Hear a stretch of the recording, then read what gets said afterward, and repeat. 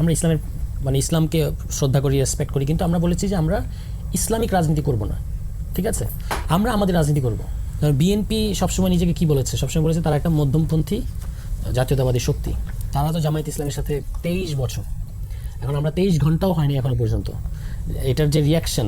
BNP 23 বছর থেকেও যদি তার, কিন্তু বিএনপিকে কিন্তু এই সমালোচনা শুনতে হয়েছে যে স্বাধীনতা বিরোধী একটি শক্তির সাথে কিভাবে সেই সমালোচনা, এই সমালোচনার ব্যাপারে হ্যাঁ এই সমালোচনা ছিল, এবং তাদের এই বিষয়, এই স্পেসিফিক বিষয়ে যে অবস্থান, এটা তো আমরা সাবস্ক্রাইব করি না। এবং এই বিষয়ে তারাও এখন তো আর প্রকাশ্যে এটা বলেন না যে বাংলাদেশের স্বাধীনতা হয় নাই কিংবা বাংলাদেশের মুক্তিযুদ্ধ ভুয়া, এই কথা কি তারা প্রকাশ্যে বলে? মানে আমি তো কার মনের ভিতর কি আছে সেটা নিয়ে আমার কাজ নেই। তাদের মানে এই মুহূর্তে অফিসিয়াল কোনো নেতা কি বলবেন যে বাংলাদেশে আসলে যুদ্ধ হয় না, এটা একটা ভারতের ষড়যন্ত্র ছিল? এটা কিন্তু তারা বলে না, ঠিক আছে? আর যদি কেউ বলে সেটা অবশ্যই এন্ডোর্স করা যাবে না। বরং তাদের মধ্যে যে এই ব্যাপারটা নিয়ে এক ধরনের অস্বস্তি আছে, এটা তো তাদের শীর্ষ নেতৃত্বের বক্তব্যেই টের পাওয়া যায়। তারা বলেন যে আমাদের যদি কোনো ভুল থেকে থাকে, আমরা তাদেরকে বলেছি যে আপনার এই অবস্থানটা আরও পরিষ্কার করা উচিত, মানে যেন এটা নিয়ে